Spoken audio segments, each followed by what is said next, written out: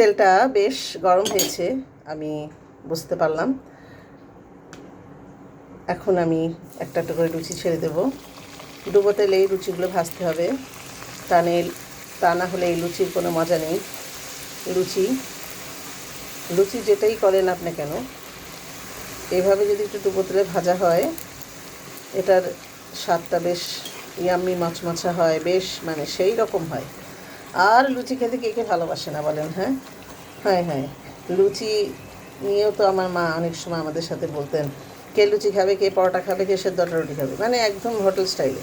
তো আমরা একসাথে মাকে এত কষ্ট দিতাম না, বলতাম না না, যেটা আপনার পছন্দ সেটাই আপনি বানান, যেটা ইজি হয় মা, আমাদের কোনো চাহিদা নেই যে আমাদেরকে লুচি পরোটা একটা কিছু দিতে হবে। মা দেখি কি ওই লুচিটা ওনার খুব পছন্দের একটা খাবার ছিল।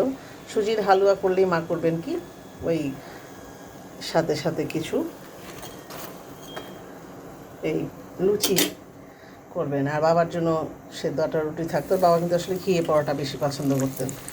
উনি ঘিয়ে পরোটা আর গরুর মাংস ওনার বেশ পছন্দের খাবার। ডিম টিমের থেকে উনি গরুর মাংস দিয়ে, মানে গরুর ভুনা মাংস দিয়ে সে খুব মজা করে পরোটা একটা দুটো বেশি খেতেন না, খাওয়া দাওয়া খুব কম করতেন। কিন্তু তার সকালে ব্রেকফাস্টে মাঝে মাঝে যদি একটু গরুর মাংস আর হতো, পরোটা হতো ঘিয়ে ভাজা, বাবার বেশ পছন্দ হতো খাবারগুলো। এভাবে আমার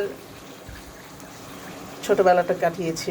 দেখেছি মাকে বিভিন্ন রকমের সকালের নাস্তা আমাদের আইটেম করে খাওয়াতো। কখনো পোলার চালের খিচুড়ি, কখনো করেছেন বোয়া ভাত, কখনো ভাত কেমন করে যেন একটা ভাজা করতেন, এটা মানে খেতে খুব ভালো লাগতো, আচারের তেল দিয়ে গরম ভাত।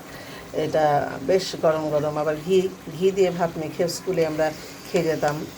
আলু ভর্তা, ঘি, ডিম ভাজা। তো ডিম আমি খেতে পারি না, সেহেতু আমার জন্য ঘিটা বরাবরের জন্য বেশি বরাদ্দ হতো, আমি ডিমটা স্কিপ করতাম। এই যে আমার লুচিগুলো, এই লুচিগুলো আমি এখন আবার তেলে দিয়ে দিলাম। আজকে লুচিগুলো বেশি একটা ফুলকো ফুলকো কেন যেন হচ্ছে না, বুঝতে পারছি না। তো হয়ে যাচ্ছে, আর করবো না, বেশি ভাজবো না, কারণ আমার একার পক্ষে তো এত খাওয়া সম্ভব না। বাসায় আমরা এই লুচি খাওয়ার সদস্য মাত্র দুজন আছি, আমি আমার মেয়ে। আর আমার নাতির জন্য হবে না, ও তো হয়তো তো পছন্দ করছে কিনা আমি ঠিক বুঝতে পারছি না, করবেই না। না করলে ওর জন্য তো বরাবরের মতো পরোটা বানানোই আছে। পরোটাও না হলে হোটেল থেকে এনে দিতে হবে। ওর মানে প্রথমে সকালে উঠে জিজ্ঞেস করে হোটেলে পরোটা আনা হয়েছে কিনা। তো হয়ে গেল আমার লুচি ভাজা। সাথে কি খাচ্ছি আমি দেখাচ্ছি। আর এই চুলায় চায়ের পানি ফুটছে, এটার ভিতরে এখন চা পাতা দেওয়া হবে।